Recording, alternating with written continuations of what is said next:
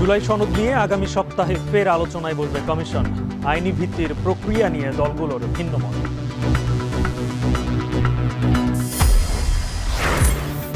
শেখ হাসিনার বিরুদ্ধে মানবতা বিরোধী অপরাধ মামলায় পঞ্চম দিনের সাক্ষ্য গ্রহণ। ট্রাইব্যুনালে রাজসাক্ষী চৌধুরী মামুন।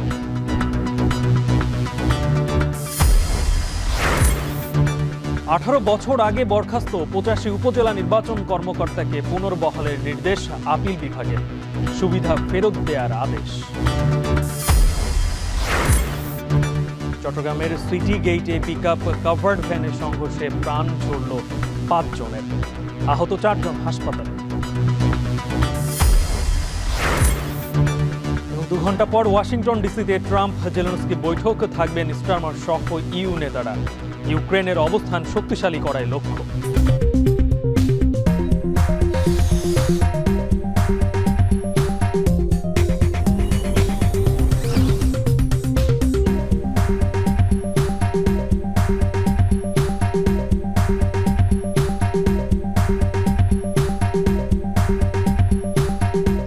স্বাগত। এখন ঢাকায় শুনছিলেন শিরোনাম, আর পুরো আয়োজন জুড়ে সঙ্গে আছে গালিব ইবনে রিয়াজ।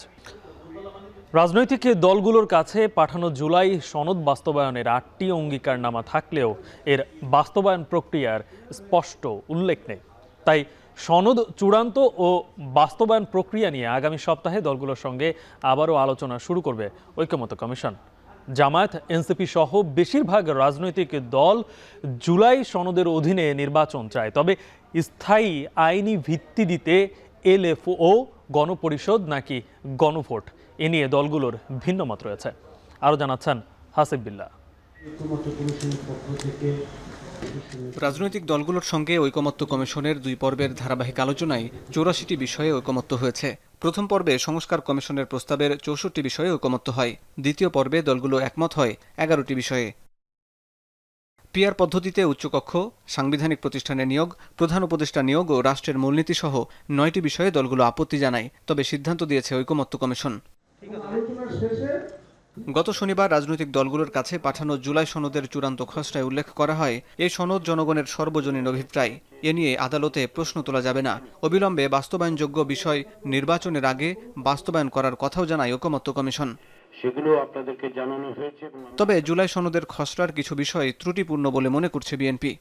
কিছু কিছু বিষয়ে অসামঞ্জস্যতা আছে, কিছু সঠিকভাবে উপস্থাপিত হয়নি। এটা হতেই পারে, সেটা আমরা কারেকশন করে আমাদের মতামতটা দিয়ে দেব। 20 আগস্টের মধ্যে মতামত দেওয়ার জন্য অনুরোধ করা হয়েছে। আমরা আশা করছি এর মধ্যে দিতে পারবো। জামাত বলছে অন্তর্বর্তী সরকারকেই জুলাই সনদ বাস্তবায়ন করতে হবে, এর ভিত্তিতেই আগামী নির্বাচন হতে হবে। জাতির কাছে ওনাদের প্রতিশ্রুতি বাস্তবায়ন করতে হলে এই সরকারকে জুলাই সনদকে আইনি ভিত্তি দিয়ে অবশ্যই এই সরকারের মেয়াদের মধ্যে নির্বাচনের পূর্বেই এর আইনি প্রক্রিয়া বাস্তবায়ন করতে হবে। সাংবিধানিক ইস্যু যেগুলো আছে এগুলো আপনার গণভোটে যেতে পারেন, কোনো সমস্যা নেই। অতিথি প্রেসিডেন্ট আছে, এগুলো দৃষ্টান্ত আছে, সে তাহলে এবার আমরা দিতে পারবো না, কেন? এটা তো নতুন কিছু না। গণপরিষদের দাবি জানিয়ে এনসিপি বলছে জনগণের অংশগ্রহণ না থাকলে সনদ বাতিলের ঝুঁকি থাকবে। প্রোক্লামেশনের উপরে আর কোনো কিছু হয় না। প্রোক্লামেশনের নিচে সংবিধান, সংবিধান প্রোক্লামেশনের উপরে যেতে পারবে না। আবার যে কোনো আইন কিংবা অধ্যাদেশ সংবিধানের উপরে যেতে পারবে না। তাহলে আপনি যে কোনো একটা আইন কিংবা অধ্যাদেশ করে সেটাকে যদি সংবিধানে ইনক্লুড করেন কিংবা ইনকর্পোরেট করেন, আপনি কখনোই এটা বলতে পারবেন না যে এটা নিয়ে প্রশ্ন তোলা যাবে না। তার মানে ওনাদের এই চিন্তা পদ্ধতিটার মধ্যে একটা ঘাটতি রয়ে গেছে। আমাদের ঐতিহাসিক অভিজ্ঞতা, আমাদের রাজনৈতিক পরিস্থিতি এবং যে আইনি দিক, সাংবিধানিক দিক সবগুলো বিবেচনা করে আমরা যেটা ভেবেছি, আমরা যেটা প্রস্তাব করেছি, এটা গণপরিষদ করতে হবে, অন্তত সংবিধানের সাথে সম্পর্কিত যে সংস্কারগুলো। এদিকে দেশে এই মুহূর্তে গণভোটের পরিবেশ নেই বলে মনে করে এবি পার্টি। যেই প্রক্রিয়াতে অন্তর্বর্তীকালীন সরকার 1 বছর থেকে দেশ চালাচ্ছে, এই প্রসেসের মধ্য দিয়েই এগুলো বাস্তবায়ন প্রক্রিয়া শুরু করা সম্ভব।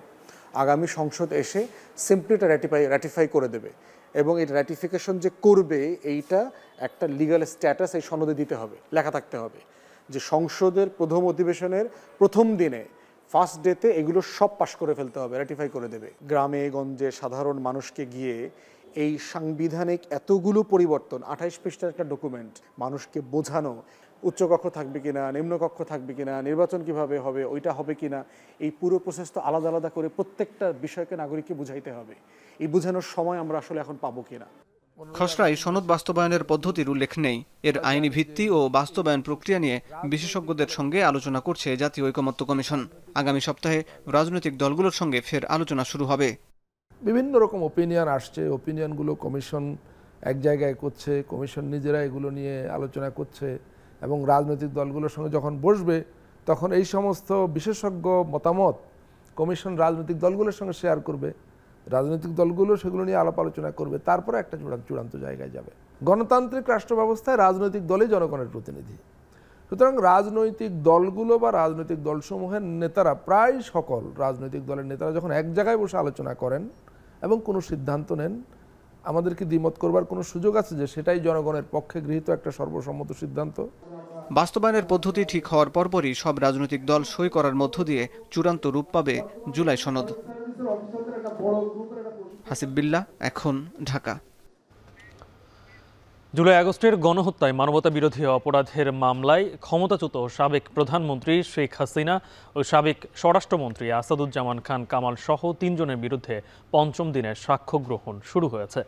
এনে ট্রাইব্যুনালে আনা হয়েছে রাজশাহী সাবেক আইজিপি চৌধুরী আব্দুল্লাহ মামুনকেও। আমরা সরাসরি যুক্ত হচ্ছি সেখানে আছেন আমাদের সহকর্মী মশিউর অনিক। আজ কয়জন সাক্ষী সাক্ষ্য দেবেন এবং অন্যান্য মামলারও বিস্তারিত জানাবেন?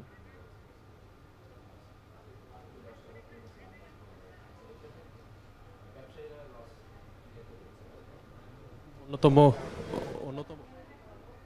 যে গণহত্যা মামলা শেখ হাসিনা এবং সেই শেখ হাসিনার মামলার কিন্তু আজকে ব্রিফিং চলছে। আমরা সরাসরি এখানে প্রসিকিউটর গাজী তাবিম উপস্থিত আছেন, তিনি ব্রিফিং করছেন, সরাসরি চলে যাচ্ছি সেখানে। সাবেক আইজিপি মোহাম্মদ জাবেদ পাটোয়ারি সহ 5 জনের বিরুদ্ধে গ্রেফতারি পরোয়ানা জারি করেছে। তাদের বিরুদ্ধে আন্তর্জাতিক অপরাধ ট্রাইব্যুনালের তদন্ত সংস্থার পক্ষ থেকে প্রসিকিউশনের কাছে একটি অভিযোগ এসেছে। সেটি হলো 2016 সালে বাংলাদেশের বিভিন্ন জেলায় বিভিন্ন স্থানে কিছু ইসলামী মনোভাবাপন্ন যুবকদেরকে বেআইনিভাবে আটক করা হয়। তারা বিভিন্ন মাদ্রাসার ছাত্র অথবা ইসলামী মনোভাবাপন্ন কিছু যুবক কিশোর। তার মধ্যে একজন কিশোর, সে তখন যাত্রাবাড়ি একটি মাদ্রাসার ছাত্র ছিল, বয়স ছিল তার 19। তার বাবা তদন্ত সংস্থায় তার ছেলের বিচার বহির্ভূত হত্যার ঘটনা নিয়ে একটি অভিযোগ করে।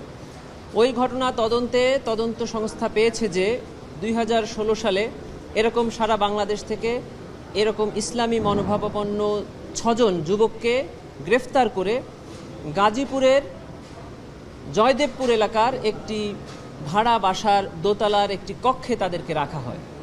বাইরে থেকে ওই কক্ষটি তালাবদ্ধ করা হয় এবং বলা হয় যে এখানে জঙ্গিদের আস্তানা আছে।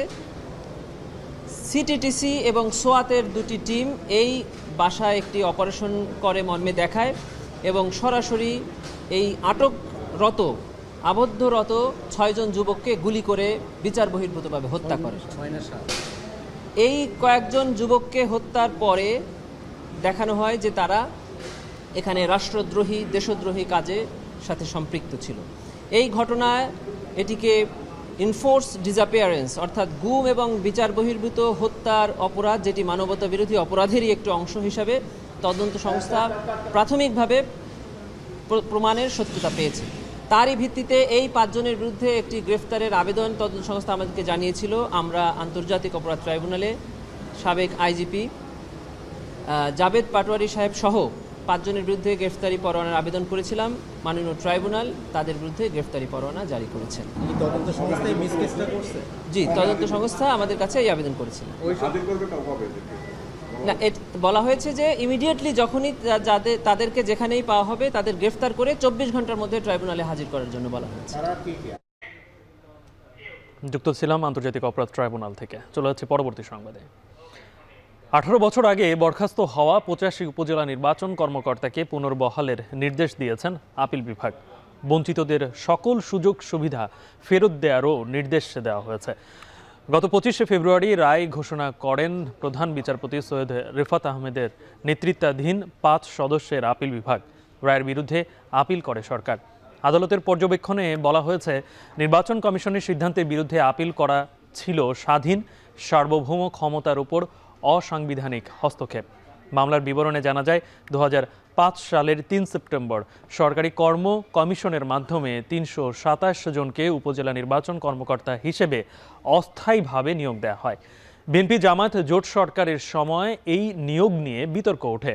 2007 সালের তত্ত্বাবধায়ক সরকারের আমলে 327 জনের মূল্যায়ন পরীক্ষা নেওয়া হয়। তাদের মধ্যে 85 জনকে একই বছরের 3 সেপ্টেম্বর চাকরিচ্যুত করা হয়। এর বিরুদ্ধে চাকরিচ্যুত প্রার্থীরা মামলা করলে 2009 সালের 23 মার্চ তা খারিজ করে দেন প্রশাসনিক ট্রাইব্যুনাল। এর বিরুদ্ধে আপিল করেন ভুক্তভোগীরা।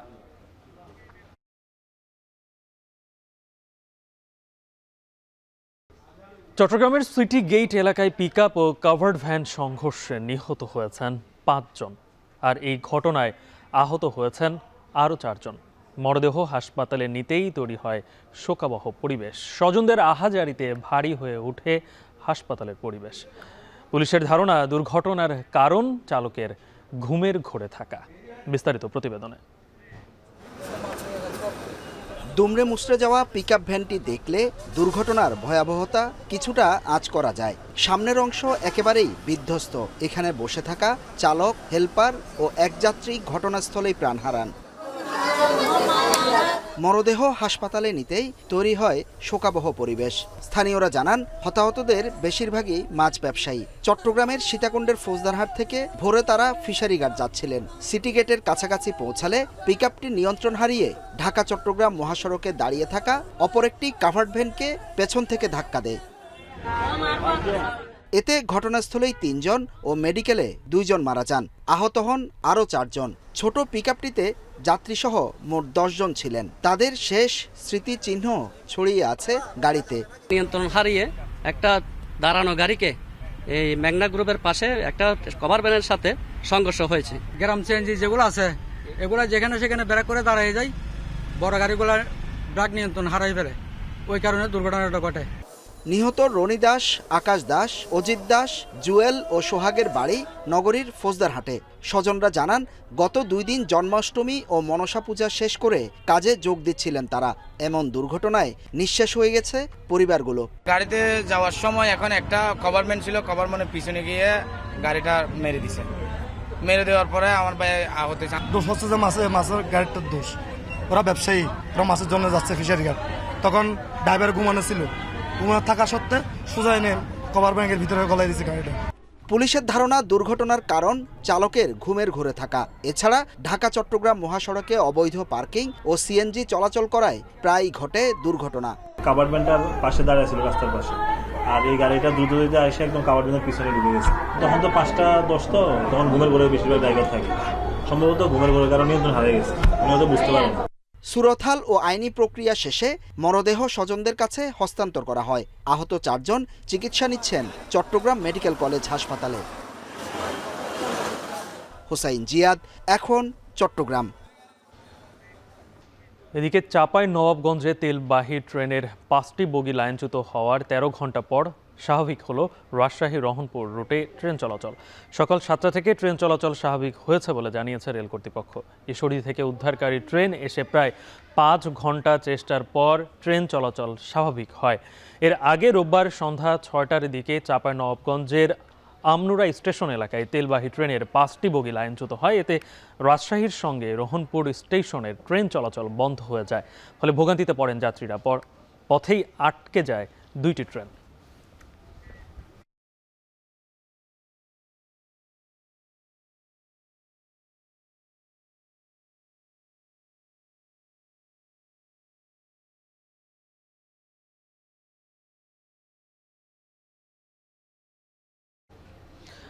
ঢাকা বিশ্ববিদ্যালয় কেন্দ্রীয় ছাত্র সংসদ ও হল সংসদ নির্বাচনের মনোনয়ন বিতরণের শেষ দিন আজ।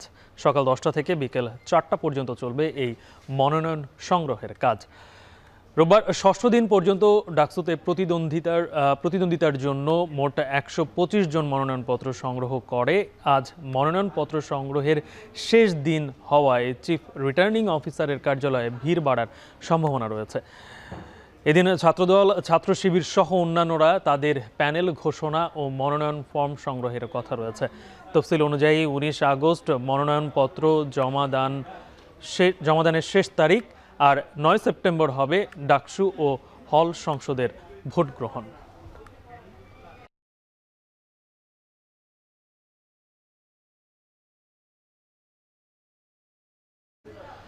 ডাকসু নির্বাচনে মনোনয়নপত্র সংগ্রহের শেষ দিনের বিস্তারিত জানাতে ঢাকা বিশ্ববিদ্যালয় থেকে যুক্ত হচ্ছেন সহকর্মী ফরহাদ বিন নূর। ফরহাদ, আপনি বলছিলেন যে কিছুক্ষণ আগে থেকেই মানে 11টা কিংবা 12টার দিক থেকেই কিন্তু যারা এখন পর্যন্ত হেভিয়েট যারা প্রার্থী তাদের মনোনয়ন ফর্ম তোলার কথা, এখন পর্যন্ত তাদেরকে কি আপনি দেখেছেন তারা এসেছে কিনা, কিংবা প্যানেল ঘোষণার কথা রয়েছে, কখন হতে পারে?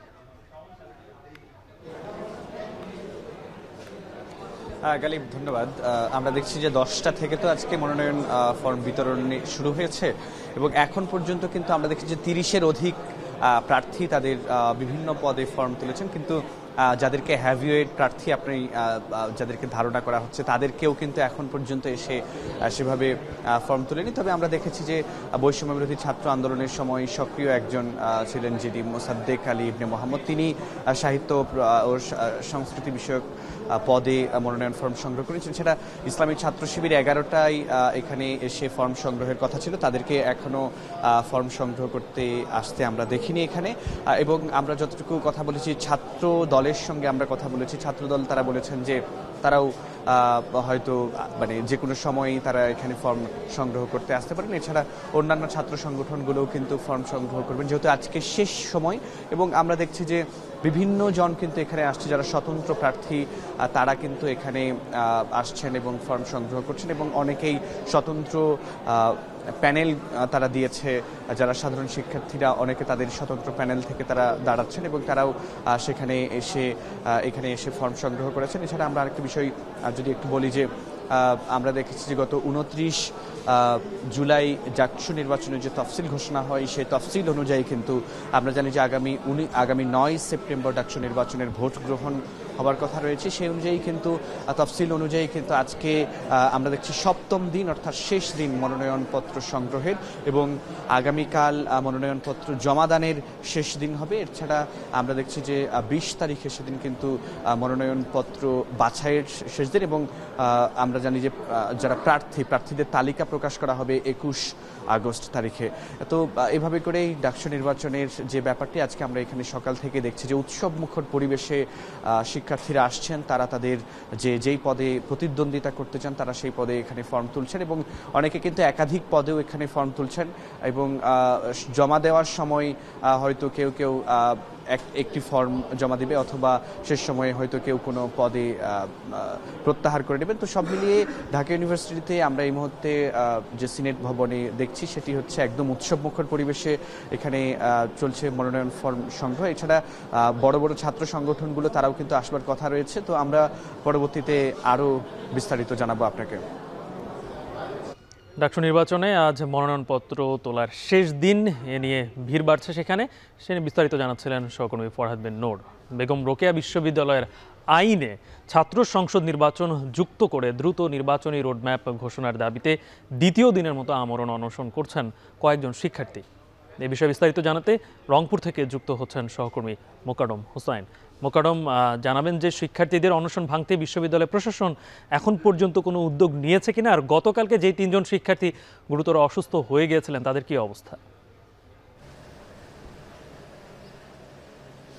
গালিব, বেগম রোকেয়া বিশ্ববিদ্যালয়ের শিক্ষার্থীদের যে ছাত্র সংসদ নির্বাচনের দাবিতে অনশন তার ইতিমধ্যেই 25 ঘন্টা পেরিয়েছে। গতকাল ঠিক 11টার কিছু পরে তারা এখানে অনশন শুরু করেন এবং এখনও পর্যন্ত সেই অনশন কিন্তু চলছে। আপনি দেখছেন যে এই শিক্ষার্থী যারা বসেছিলেন গতকালকে তারা কিন্তু অনেকেই অসুস্থ হয়ে পড়েছেন। অসুস্থ 2 জনকে ইতিমধ্যেই হাসপাতালে নেওয়া হয়েছে এবং এখানে এই মুহূর্তে প্রাথমিক চিকিৎসা দেওয়া হচ্ছে 3 জনকে। এবং এই অনশন ভাঙার যে চেষ্টা বিশ্ববিদ্যালয় কর্তৃপক্ষ সেই চেষ্টা করে যাচ্ছে, কিন্তু শিক্ষার্থীরা তাদের দাবিতে অনড়। তারা বলছেন যে অনেকবার আশ্বাস দেওয়া হয়েছে, কিন্তু তারা এবার আর আশ্বাসের প্রতিশ্রুতির মধ্যেই সীমাবদ্ধ থাকতে চান না। তারা এবার সত্যিকার অর্থেই এটির যে আইন সংশোধন, আইনে সংযুক্ত করে বিশ্ববিদ্যালয়ের যে আইন সেখানে সংযুক্ত করার মধ্য দিয়ে রোডম্যাপ ঘোষণার পরেই তারা তাদের দাবি থেকে সরবেন। বেগম রোকেয়া বিশ্ববিদ্যালয়ে 16 বছর এই বিশ্ববিদ্যালয়ের বয়স, এবং এই 16 বছরে একবারের জন্য এখানে ছাত্র সংসদ নির্বাচন হয়নি, যার ফলে বিশ্ববিদ্যালয়ের অভ্যন্তরীণ যে নানাবিধ সমস্যা আছে শিক্ষার্থীদের স্বার্থ সংশ্লিষ্ট সেই সমস্যাগুলো কিন্তু দিন দিন ঘনীভূত হচ্ছে। তাদের আবাসিক সংকট রয়েছে, তাদের শিক্ষক সংকট রয়েছে, শ্রেণীকক্ষের সংকট প্রেক্ষাপট রয়েছে, গবেষণার অপ্রতুলতা রয়েছে, সব কিছু ছাপিয়ে তারা বলছেন যে ছাত্র সংসদ নির্বাচন না থাকার কারণে শিক্ষার্থীদের যে প্রতিনিধি, শিক্ষার্থীদের মুখপাত্র হয়ে যারা এই সমস্যাগুলো সমাধান করবে, সেই সমাধান করবার মতো নেতৃত্ব না থাকার কারণে এই সমস্যাগুলো সমাধান হচ্ছে না।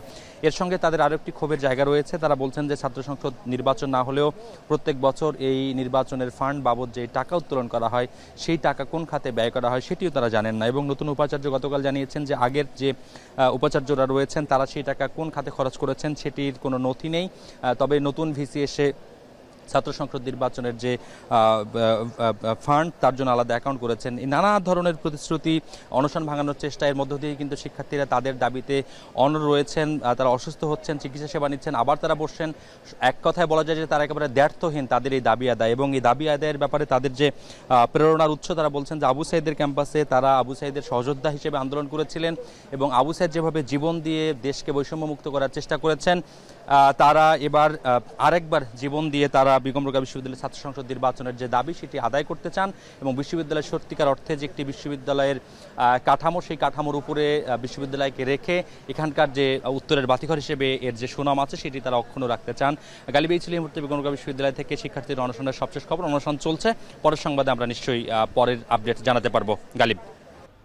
রোহিঙ্গা ক্যাম্পের চাকরিচ্যুত শিক্ষকদের পুনর্বহালের দাবিতে কক্সবাজার টেকনাফ মহাসড়ক অবরোধ করেছেন শিক্ষকরা। এই মুহূর্তে সেখানে আছেন সহকর্মী মনতোষ বেদজ্ঞ, সরাসরি তার সঙ্গে যুক্ত হচ্ছে। মনতোষ, এর আগের সংবাদে আপনি যুক্ত ছিলেন, তখন পর্যন্ত এই সড়ক অবরোধ করে তারা বিক্ষোভ করছেন, কি কি দাবি নিয়ে তারা করছেন আর যান চলাচলের কি অবস্থা? গালিব, সকাল 7টা থেকে মূলত তারা যে বিক্ষোভ কর্মসূচি সেটি শুরু করেছেন এবং রাস্তা আসলে অবরোধ করে তারা এখানে রাস্তায় অবস্থান নিয়েছেন 100 থেকে 150 জন শিক্ষক। এবং আশপাশে আমরা দেখছি যে পুরো সড়ক জুড়ে আসলে ব্যাপক যানজট তৈরি হয়েছে এবং দীর্ঘ লাইন আসলে যানবাহনের, সেটি আমরা কক্সবাজার টেকনাফ যে মহাসড়ক, আঞ্চলিক মহাসড়ক, সেই সড়কে দেখছি। এবং একটু যদি দেখায় যে কক্সবাজারের উখিয়া উপজেলার যে কোটবাজার এলাকা, সেই জায়গাটিতে আছে এই মুহূর্তে। এবং এই যে জায়গাটিতে তাদের অবরোধ কর্মসূচিটি চলছে, এর পাশ থেকে দীর্ঘ কয়েক কিলোমিটার আসলে যতদূর দৃষ্টি যায় আমরা দেখছি যে যানবাহনের সারি, পণ্যবাহী যানবাহন যেমন আছে, এখানে যাত্রীবাহী যানবাহনও রয়েছে। বিশেষ করে কক্সবাজারের উখিয়া টেকনাফে যেহেতু 33টা আশ্রয় শিবির রয়েছে, এখানে বিপুল পরিমাণ পণ্য আসলে এই আশ্রয় শিবিরগুলোকে ঘিরে কিন্তু দরকার হয়। এবং এখানে প্রায় 13 লাখেরও বেশি রোহিঙ্গার বসবাস রয়েছে এই আশ্রয় শিবিরগুলোতে। এর পাশাপাশি স্থানীয় বাসিন্দাদের পণ্যও কিন্তু দেশের বিভিন্ন স্থান থেকে এখানে আসে। সেই ধরনের অনেক পণ্যবাহী যান কিন্তু আমরা এই মহাসড়কে দেখতে পাচ্ছি। এবং এর পাশাপাশি যাত্রীবাহী বাস রয়েছে, সিএনজি অটোরিকশা রয়েছে, ইজি বাইক রয়েছে, এইসব যানবাহনের দীর্ঘ সারি আমরা দেখতে পাচ্ছি। এবং সকাল 7টা থেকে এই মুহূর্তে 5 ঘন্টা আসলে ইতিমধ্যে অতিবাহিত হয়েছে এবং এখন পর্যন্ত সড়ক অবরোধের যে কর্মসূচি সেটি অব্যাহত রেখেছেন শিক্ষকরা। এবং তাদের যে দাবি সেটি হচ্ছে মূলত তাদের চাকরিতে আবারও পুনর্বহালের যে দাবি সেটি তারা করছেন। যতক্ষণ পর্যন্ত এই দাবিটি আদায় না হচ্ছে, অর্থাৎ তাদের পুনর্বহালের যে আশ্বাস সেটি যতক্ষণ পর্যন্ত তারা না পাচ্ছেন, ততক্ষণ পর্যন্তই তারা আসলে অবরোধ কর্মসূচি চালিয়ে যাবেন বলে আমাদেরকে জানিয়েছেন। এবং এখন পর্যন্ত আসলে তাদের অবস্থান রয়েছে। পাশাপাশি এখানে সেনা সদস্য, বিজিবি, র্যাব সদস্য এবং পুলিশ সদস্যরা এখানে আশপাশে মোতায়েন রয়েছেন। এই ছিল গালিব আমার কাছে সবশেষ। কক্সবাজার থেকে যুক্ত ছিলেন সহকর্মী মনতোষ বেদজ্ঞ। পলিথিনের ব্যবহার কমাতে রাজশাহীর হরগ্রাম বাজারে অভিযান চালাচ্ছে র্যাব, সেখানে আছেন সহকর্মী মারুফ হাসান। মারুফ, অভিযানে এখন পর্যন্ত কারো বিরুদ্ধে কোনো ব্যবস্থা নেওয়া হয়েছে কি?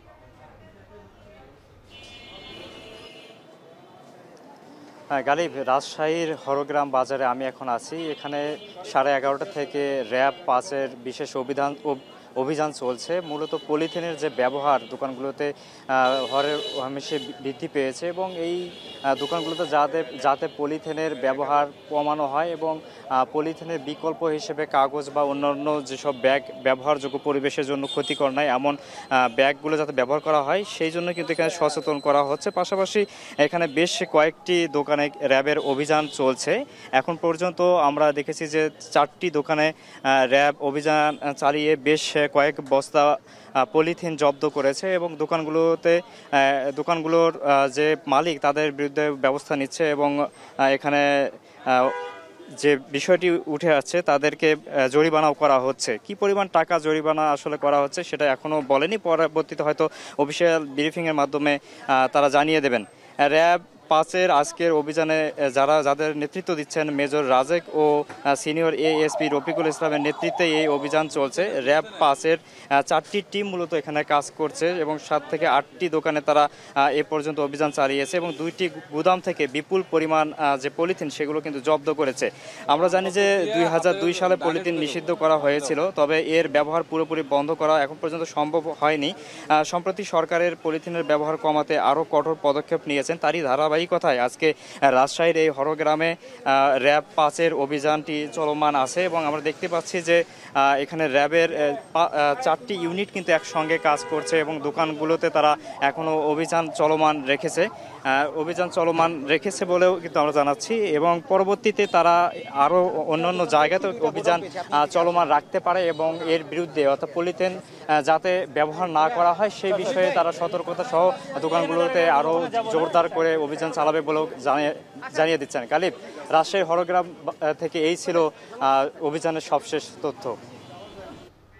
রাজশাহী থেকে যুক্ত ছিলেন সহকর্মী মারুফ হাসান। সিলেটের অর্থনীতির অন্যতম চালিকা শক্তি পর্যটন শিল্প, তবে পাথর লুটের ঘটনায় 60 থেকে 70% পর্যটক কমে যাওয়ায় মারাত্মক হুমকির মুখে এই খাত। ব্যবসায়ী নেতৃবৃন্দের দাবি, পর্যটন কেন্দ্রগুলোর নিরাপত্তায় প্রয়োজন সুস্পষ্ট নীতিমালা ও কার্যকর পদক্ষেপ। এদিকে সাদা পাথর সহ বিভিন্ন পর্যটন স্থান রক্ষায় দীর্ঘমেয়াদী পরিকল্পনা নেওয়া হচ্ছে বলে আশ্বাস জেলা প্রশাসনের। সেলিম মিয়ার ক্যামেরায় আরও জানাচ্ছেন সন্দীপন শুভ।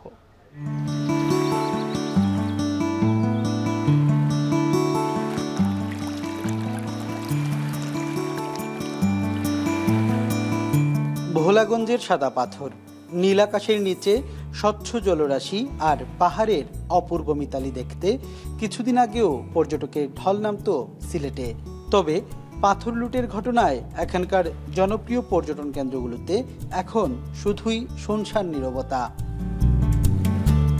শুধু ভোলাগঞ্জের সাদা পাথরই নয়, একই চিত্র জাফলং, রাংপানি সহ সিলেটের বেশিরভাগ পর্যটন কেন্দ্রে। তাই অন্যান্য দিনের মতোই ছুটির দিনেও নেই মানুষের কোলাহল।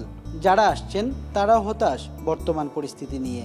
পাথর এবং এই ভারতে যে পাহাড় এবং স্বচ্ছ জল এগুলোই দেখতে আসে। এগুলো কমে গেলে তার পর্যটক আসবে না, কেনই বা আসবে? মানুষ 3 ভাগের এক ভাগও আজকে আসে নাই, সেই হিসাবে কিন্তু আমাদের ক্ষতি, ব্যবসায়েরও ক্ষতি। পরবর্তীতে যাতে এরকম কোনো লুটপাট না হয়, এইভাবে এটার জন্য যাতে প্রশাসন কঠোরভাবে ব্যবস্থা নেয়।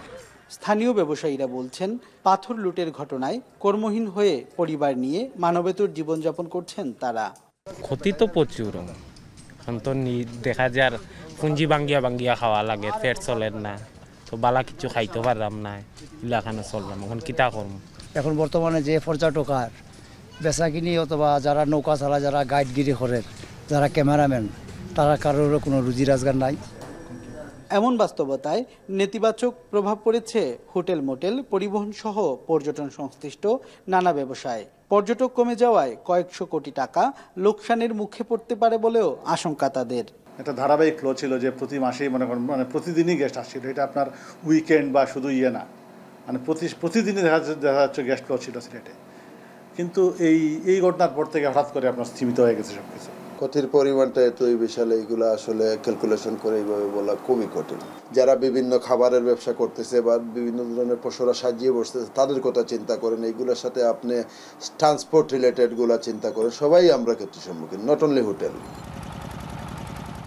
এদিকে ব্যবসায়ী নেতৃবৃন্দ বলছেন, জেলার পর্যটন খাত নিয়ে দ্রুত মহাপরিকল্পনা নেওয়া না হলে এ শিল্প অচিরেই ধ্বংসের মুখে পড়ার আশঙ্কা করছেন তারা। তবে জেলা প্রশাসন বলছে, সাদা পাথর সহ সিলেটের সব পর্যটন কেন্দ্র রক্ষায় মহাপরিকল্পনা নেওয়া হবে।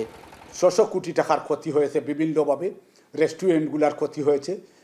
সরকার বা দায়িত্বশীল ব্যক্তিবর্গ অতি সত্বর এই ব্যাপারে একটা কঠিন সিদ্ধান্ত গ্রহণ করে পর্যটকের মনোবল মজবুত করা বা শক্তি যোগানোর ব্যাপারে সহায়ক ভূমিকা রাখবেন বলে আমি মনে করি। 5 দফা আমাদের একটা কর্মপরিকল্পনা ঘোষণা করেছি। আমরা এটা যদি বাস্তবায়ন করতে পারি সফলভাবে, এবং একই সাথে আমরা স্থায়ী একটা পরিকল্পনাও নেব যে এটা স্থায়ীভাবে কীভাবে নিরসন করা যায়, সেই বিষয়ে আমরা কাজ করে যাচ্ছি। আশা করি যে অচিরেই এটা স্থায়ীভাবে সমাধান হবে। স্থানীয়রা বলছেন সিলেটের ব্যবসা বাণিজ্যের মূল স্তম্ভ পর্যটন শিল্প, তাই এটি রক্ষায় কেবল আশ্বাসী নয়, বরং প্রয়োজন কার্যকর পদক্ষেপ। সন্দীপন শুভ, এখন সিলেট। ব্রাহ্মণবাড়িয়ার সরাইল ও নাসিরনগর উপজেলার একটি সংযোগ সেতুর কাজ দীর্ঘদিন ধরে ফেলে রেখে লাপাত্তা ঠিকাদার। ফলে গুরুত্বপূর্ণ সেতুটির কাজ বন্ধ থাকায় দুর্ভোগ বাড়ছে দুই উপজেলার 20টিরও বেশি গ্রামের বাসিন্দাদের। ইতিমধ্যে বাড়ানো হয়েছে সেতুর নির্মাণ প্রকল্পের মেয়াদ, তবে নির্মাণ কাজের আশানুরূপ অগ্রগতি না হলেও বর্ধিত মেয়াদের মধ্যেই সেতুর কাজ সম্পন্ন হবে বলে আশা এলজিইডির। আজিজুল সঞ্জয়ের প্রতিবেদনে বিস্তারিত। ব্রাহ্মণবাড়িয়া সরাইলের উরওয়াইল ও নাসিরনগরের চাতুলপাড় ইউনিয়নকে ভাগ করেছে কান্তার খাল। সেতু না থাকায় বর্ষায় নৌকা আর শুষ্ক মৌসুমে পায়ে হেঁটেই খাল পার হয় দুই ইউনিয়নের বাসিন্দারা। 2 বছর আগে 9 ব্রিজ প্রকল্পের আওতায় কান্তার খালে সেতু নির্মাণে ঠিকাদার প্রতিষ্ঠান হাসান এন্টারপ্রাইজের সাথে চুক্তি করে এলজিইডি। নির্মাণ ব্যয় ধরা হয় 6,82,00,000 টাকা। তবে স্থানীয়দের অভিযোগ, ঢিমেতালে অর্ধেক কাজ করেই লাপাত্তা ঠিকাদার। সেতু নির্মাণ বন্ধ থাকায় ক্ষোভ স্থানীয়দের। ব্রিজের কাজ করবো করে কিছুদিন আয়ে আর কিছুদিন আয়ে না, ব্রিজ হইতেছে না ভাই, অনেক দূর এই কষ্টের মধ্যেই আমরা আছি। এখনো পর্যন্ত ব্রিজ বন্ধ আছে কাজ, ব্রিজ হয় নাই, খুব কষ্টতে আছি আমরা। পারাপার আসা যাওয়ার রাস্তাটা খুবই কঠিন। সবচেয়ে অসুবিধা যে এখানে যদি কোনো ডেলিভারি রোগী আসে রাত্রে 3টার দিকে, তখন কিন্তু পারাপারের কোনো ব্যবস্থা নেই। প্রতিদিন সরাইলের ওরওয়াইল, পাকশিমুল এবং নাসিরনগরের চাতলপাড় ইউনিয়নের 20টিরও বেশি গ্রামের বাসিন্দারা নৌকায় পার হয় কান্তার খাল। দিনে নৌকা চললেও সন্ধ্যা নামতেই খাল পারাপারে বাধে বিপত্তি। তবে কাজ বন্ধের অভিযোগ ঠিক নয় দাবি করে বর্ধিত মেয়াদের মধ্যেই সেতু নির্মাণের আশ্বাস এলজিইডির। বৃষ্টির এখন অ্যাপ্রোচবিহীন অংশ, যেটি স্ট্রাকচার অংশ, সেটার প্রায় শেষের দিকে কাজ। কয়েকদিন পরেই তারা ডেক স্ল্যাবের কাজ শুরু করবে। আমরা আশা করি এই সিজনটাকে যদি আমরা ধরতে পারি, এই সিজনের ভিতরে ইনশাল্লাহ কাজটা করে ফেলব। আর 9টা ব্রিজ আগে বলেছি সেটা হলো 1.5 বছরের মতো প্রকল্পের মেয়াদ আছে, এরই আগে ইনশাল্লাহ এটা শেষ হয়ে যাবে। সেতু নির্মাণ কাজ দ্রুতই শেষ করে ভোগান্তি দূর হবে স্থানীয়দের, এমনটাই প্রত্যাশা এলাকাবাসীর।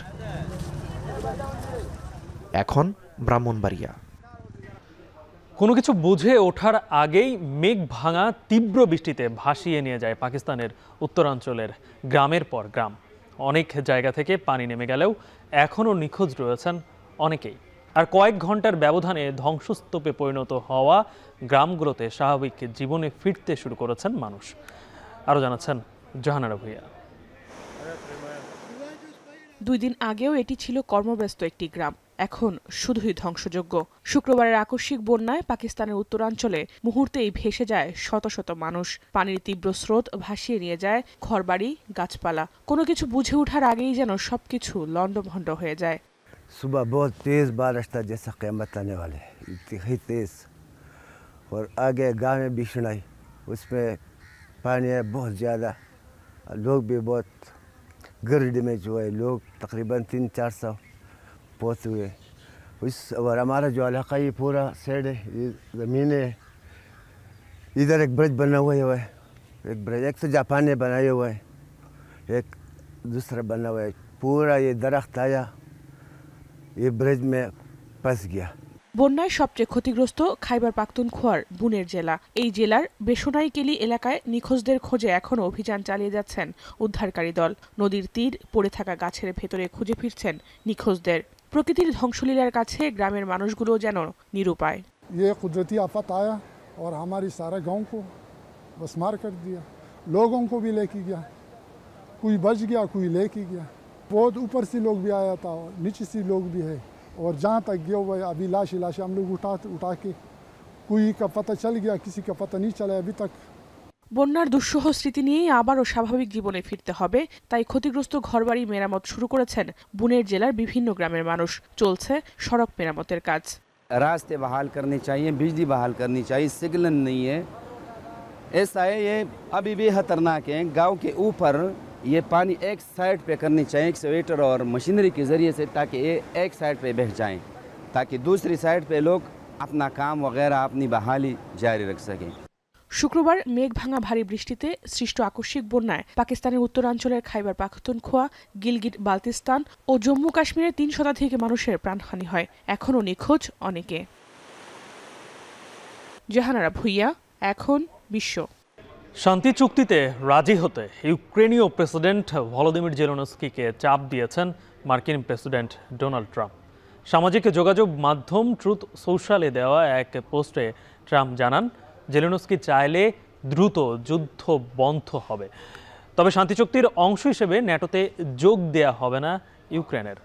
ওয়াশিংটন ডিসিতে ট্রাম্প জেলেনস্কির বৈঠকের ২৪ ঘন্টা আগে এ পোস্ট দিয়েছেন ট্রাম্প। বাংলাদেশ সময় রাত ২টায় হোয়াইট হাউসের ওভাল অফিসে বৈঠকে বসতে যাচ্ছেন ট্রাম্প ও জেলেনস্কি, যেখানে উপস্থিত থাকবেন ব্রিটিশ প্রধানমন্ত্রী কিয়ার স্টারমার, ফ্রান্সের প্রেসিডেন্ট ইমানুয়েল ম্যাক্রো সহ ইউরোপের নেতারা। আরও জানাচ্ছেন জাহানারা ভুইয়া।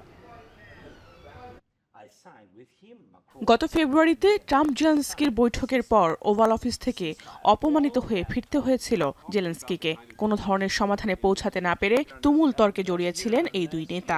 আবারও সেই ওভালে বিশ্ব মোড়লের সঙ্গে বৈঠকে বসতে যাচ্ছেন জেলেনস্কি।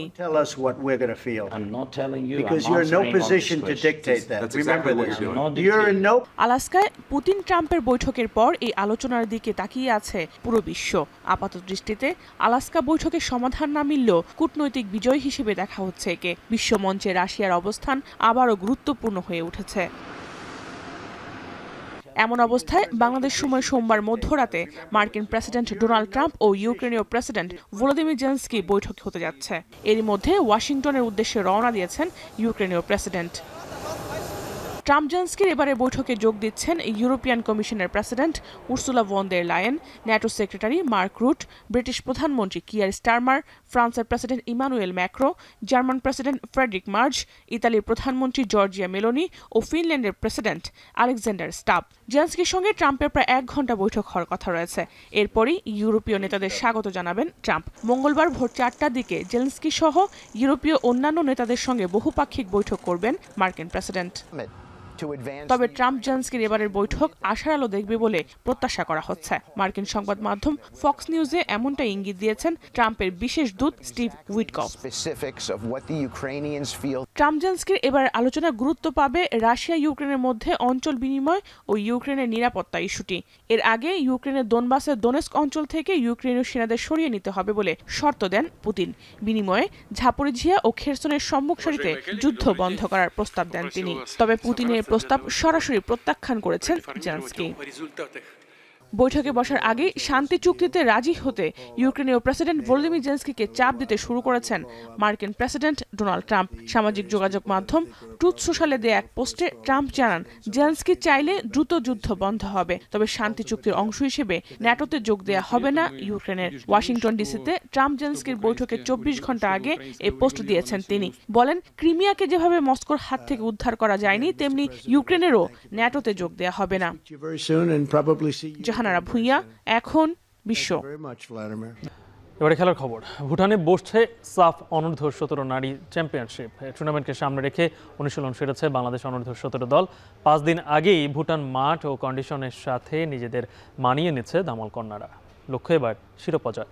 অনূর্ধ্ব-17 দলের প্রস্তুতি নিয়ে আরও জানাচ্ছেন ফারহান ইহসান। গেল কয়েক মাস ধরেই দেশের নারী ফুটবলে চলছে দারুণ ব্যস্ততা।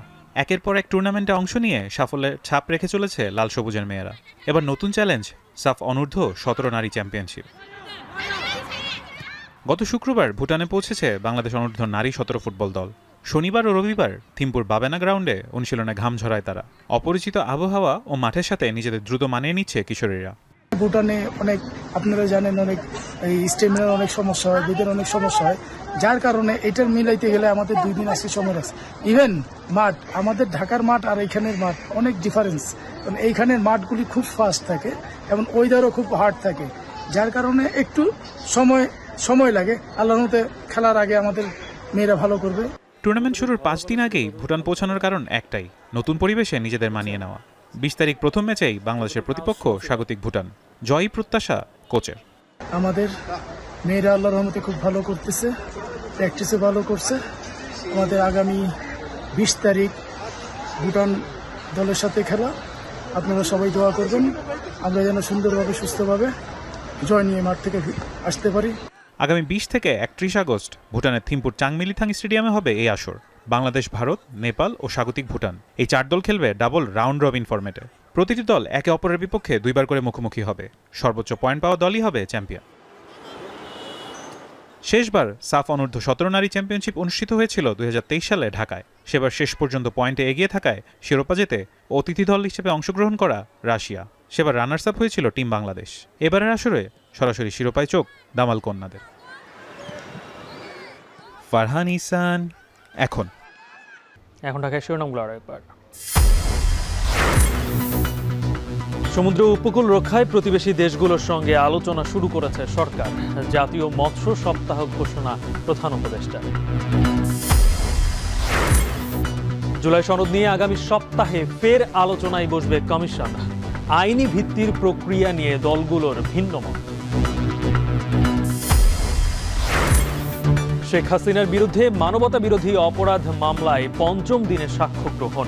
ট্রাইব্যুনালে রাজসাক্ষী চৌধুরী মামুন। 18 বছর আগে বরখাস্ত 85 উপজেলা নির্বাচন কর্মকর্তাকে পুনর্বহালের নির্দেশ আপিল বিভাগের। সুবিধা ফেরত দেওয়ার আদেশ। এবং আর কয়েক ঘন্টা পর ওয়াশিংটন ডিসিতে ট্রাম্প জেলেনস্কি বৈঠকে থাকবেন স্টারমার সহ ইইউ নেতারা। ইউক্রেনের অবস্থান শক্তিশালী করাই লক্ষ্য। এ ছিল এখন ঢাকার আয়োজনে। তবে এখন টেলিভিশন ওয়েবসাইটে দেখতে ভিজিট করুন এখন.tv। ফেসবুকে চোখ রাখুন facebook.com/tv.এখন।